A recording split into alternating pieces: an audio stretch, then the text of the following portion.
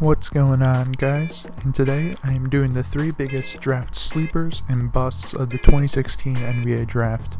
The draft is only a couple days away, and I was looking at the draft and I was questioning where some people were going. So I'm thinking of the top 3 sleepers and busts in the draft. So let's start off with the sleepers. This isn't really in particular order in terms of who is the biggest sleeper and who is the least biggest sleeper, but it's my opinion, and I'll kind of say how big of a sleeper they are. So first up is Gary Payton Jr., son of course, NBA superstar Gary Payton. Now, his second season at Oregon State, he averaged 16 points, just under 8 rebounds, 5 assists, 2.5 steals, while shooting about 49 from the field, 31 from deep, and 64 from the line.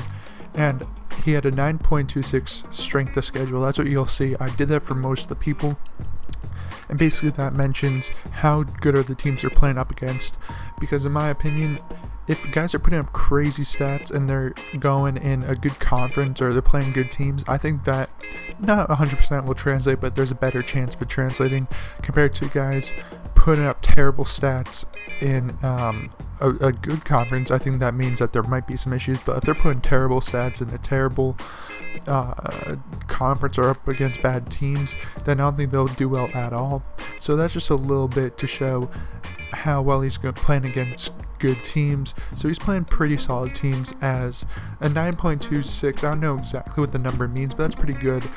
Some higher ones, I know I looked up at North Carolina's, and most of their players had over a 10, just right over a 10, like a 10.2. So he's playing just underneath like North Carolina ranks, and North Carolina is always one of the more competitive teams. So Gary Payton, in my opinion, he'd be a solid player in the league. Of course, he isn't a good shooter, as you can see from this 31% from deep. And the way I look at the three-point shot in college, since it's essentially a mid-range shot in the pros, is I also look at the free throw percentage, because from there it shows how they shoot based on their form and based on their mentality. As in college, I feel like it's a lot more based on mentality, as the home crowds are usually a lot more crazier than NBA home crowds. So he might not be a great shooter starting off, but I think he can develop into a much better shooter. But right away, he can be a really good hustle player, really good energy player. Based on what he'll do in the league, in my opinion, I think he should be not a lottery, but right around a mid-first round pick, as maybe he won't be the greatest scorer, and he's not a true point guard. He's more of like a shooting guard, or an off-ball player, but he's still a very talented guy, as you can see with the 8 rebounds almost and 2.5 steals, and steals usually carry over pretty well.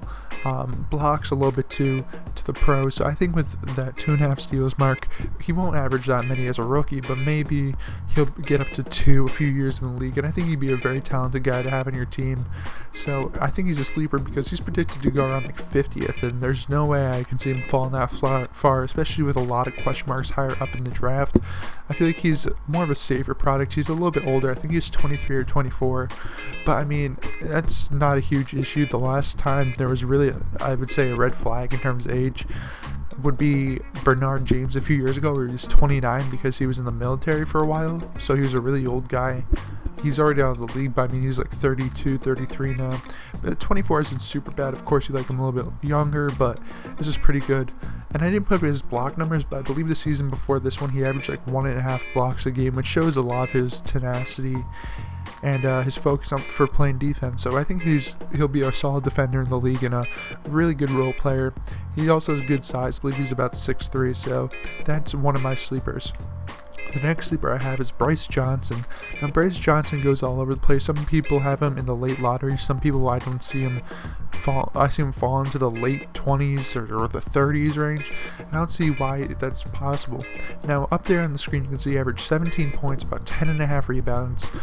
And for both blocks and assists, he averaged about 1.5.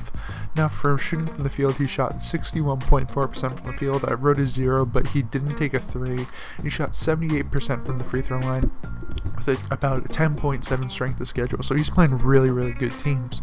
Of course, he made it to the championship game. They lost due to that crazy buzzer beater by Villanova. I don't remember the guy's name, but that was a crazy shot.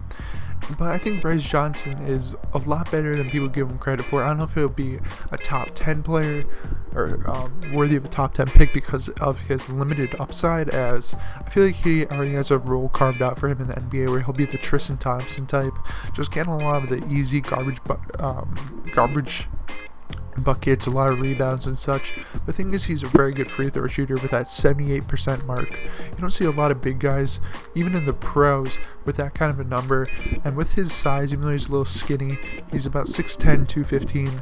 I think he can go into the pros and immediately make an impact. So I don't know why some people are discrediting him. I don't know exactly who put him where.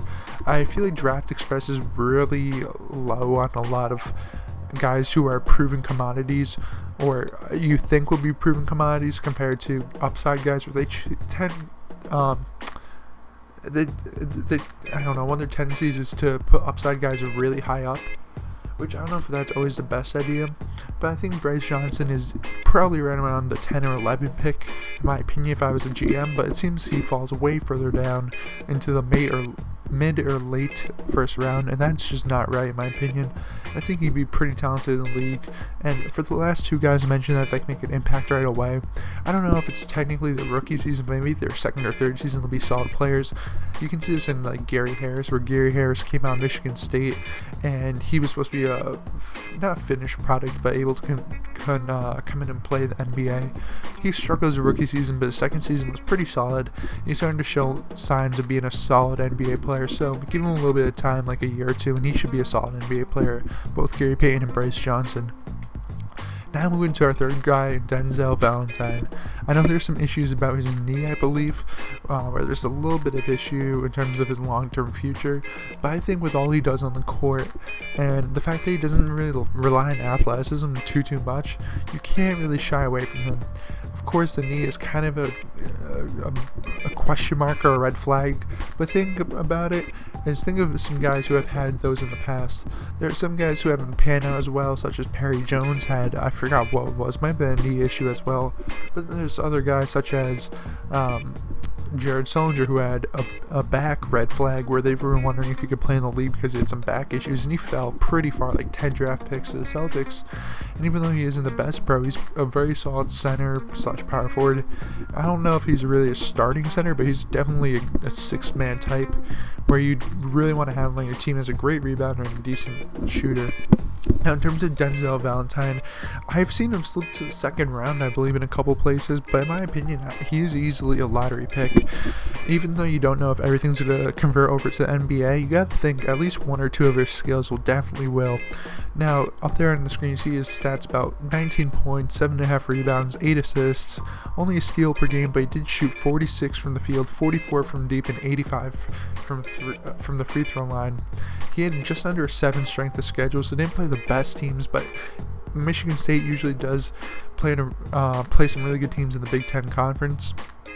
However, the thing about him is there are question marks if everything can translate over. He's not an elite athlete, but the thing about him is there are plenty of things to like about him. He's a pretty good scorer, of course a great playmaker, and a great shooter, so any of those things can easily convert over to the NBA. I don't know if scoring will, due to maybe him not being the most athletic player, but I think he'll be able to be a decent playmaker, like a secondary playmaker, and I definitely feel like he can be a good NBA shooter, as he did shoot a crazy 44% in college, and 85% from the line shows that he actually is a good shooter indeed.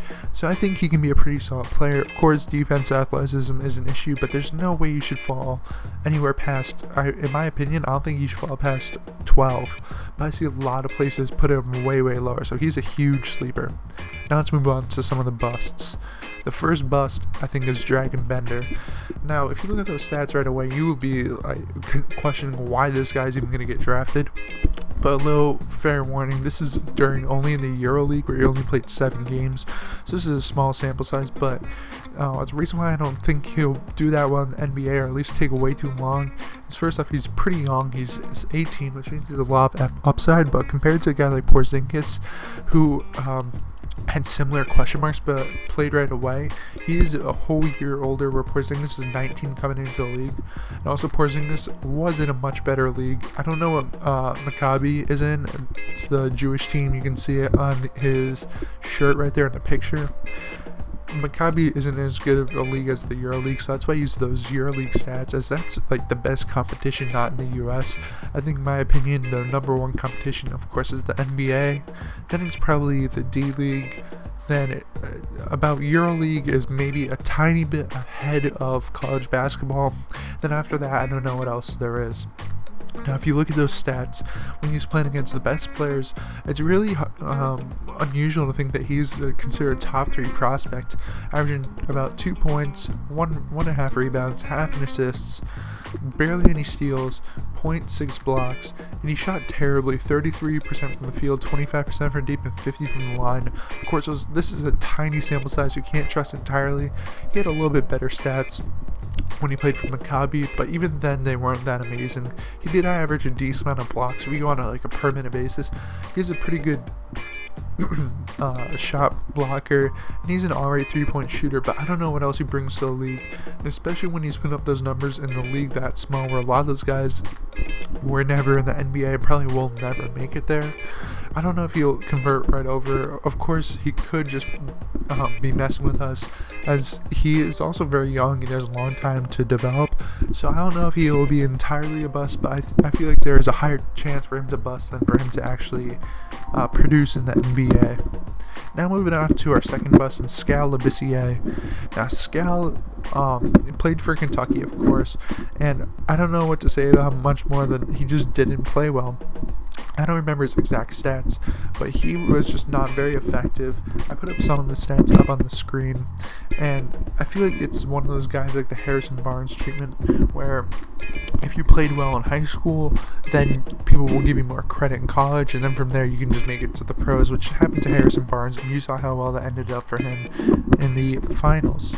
Now, Skal Labissiere averaged 6.6 points, just over 3 rebounds, and about a block and a half a game, which is not too bad, but the thing is he averaged almost 3 fouls a game, I believe, and when this is on a per 40-minute basis, which I mean is unrealistic as no one plays 40 minutes a game in college, he did average over 7 fouls per game, my bad, which of course you'd foul out, as in the NCAA it's only 5 fouls and you're out. Actually, I think it's only the NBA and maybe the D League where it's 6 fouls allowed. I'm not too sure.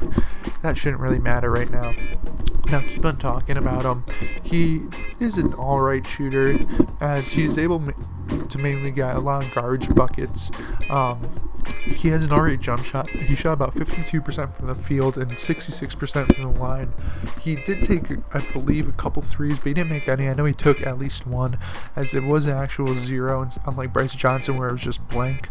He had an 8.84 strength of schedule, which means he's playing some solid teams. However, he's not producing against these teams. The fact is about him is it's going to take him a long time for him to develop. I think he can become a solid player. I don't know exactly what his ceiling will be, but the fact that he averaged almost as many fouls as rebounds shows he's not ready for the physicality of college, and he should have stayed there for at least one more year. But when people are offering you money, you gotta kind of just take it. So he's predicted to go, I believe, late lottery, but in my opinion, he should be like an early second round pick. His upside maybe would push him to late first round, but the fact that he's just so raw right now and so skinny, I believe he's 7 foot, like a 210, 215. And I know I said the same thing about Bryce Johnson, but Bryce Johnson is made up entirely different than him. Where Bryce Johnson, even though he's not the most muscular, he is very strong, while Skal Labissiere is very weak. And I don't think he's ready yet. I'm not really hating on him. I just think he needs more time. So I think he'll bust more than he will boom or be a sleeper in the draft necessarily. I still think he has star potential as well as Dragon Bender, but I don't think he'll do it soon enough that teams will be satisfied. He might be out of the league by then. Now, going to the number 1 bust, this one I was actually sure about. I'd have to say he's a huge bust. I don't like him at all in terms of what he's going to be in the league, how he played in college, and whatnot. And it has to be Malachi Richardson. Malachi Richardson was a freshman at Syracuse. He is older. He is already 20 years old. I believe he'll be 21 by the end of this year or early next year. I don't know exactly, but he's a very old freshman, as a lot of freshmen come in at 18 years old. Some come in at 17, but most come in at 18 regardless, and usually finish the year at 18 or 19. He is 20 years old going into the draft as a freshman, and just by looking at those stats, you might think, oh, as a freshman, that's pretty solid, until you look at some of the more advanced numbers. Here's about 13.5 points, 4 rebounds, 2 assists, and 1 steal. And his shooting numbers is where it gets horrible. He shot 37% from the field, 35% from deep, and 72% from the line.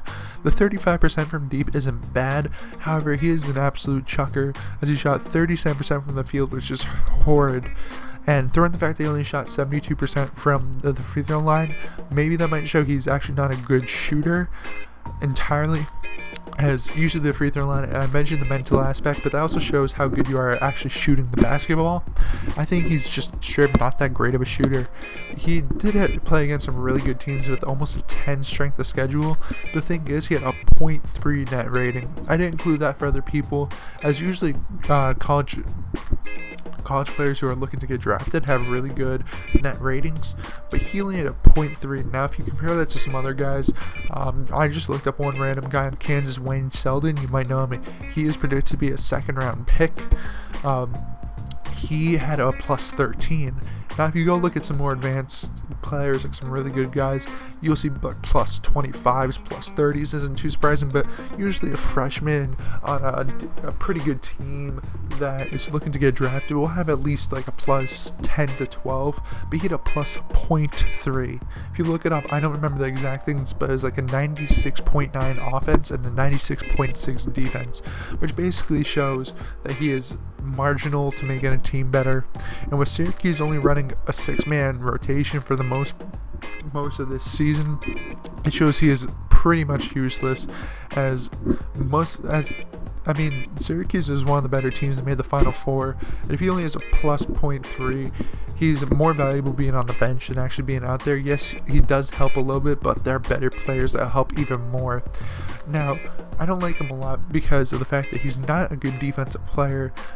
Not only can you see that from his actual defense, but from his stats, where Syracuse usually helps people bolster their steals and blocks because of their zone defense and the defense that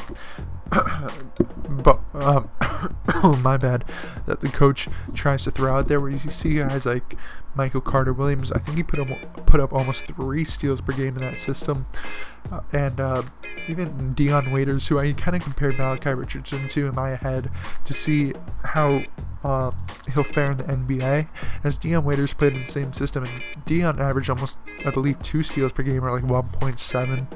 While this guy, he really didn't do much. He's not a good rebounder, especially for his size. He's about 6'6", 6'7", 200 pounds, so on the skinnier side. Not a good rebounder, not a good defender, not really a great shooter, and not even that amazing of a scorer. I don't like him a lot. And if you look at him as, and some people have him predicted as like a top 11, I'm pretty sure I've seen him like even high as 12, 11 in some places, which is insane because first off, a lot of people complain about the age, but this guy is pretty old for his class, first off, and the fact that I don't know how much better he'll be. He's not a good ball handler. Maybe he can develop that, but I don't see a lot of what he can do besides maybe be athletic and confident, because his best game, I don't remember who they played, where he put up like 21 points. He was extremely inefficient shot, 37.5% from the field, and most of his shots came from the free throw line. I believe 8 of his 21 was from there, so showing he's not that great of a scorer when he has to do it by himself. Anyways, guys, that was my top 3 busts and top 3 sleepers of the 2016 NBA draft. Let me know down below what you think about it. Comment who you think will be a bust, who you'll be a sleeper, who you think will be a huge reach that will actually pay off. Like this video, of course, share it with your friends where you want to, and subscribe for more draft, NBA, 2K, any of that good stuff content. Anyways, guys, thank you guys for watching. Of course, have a good day.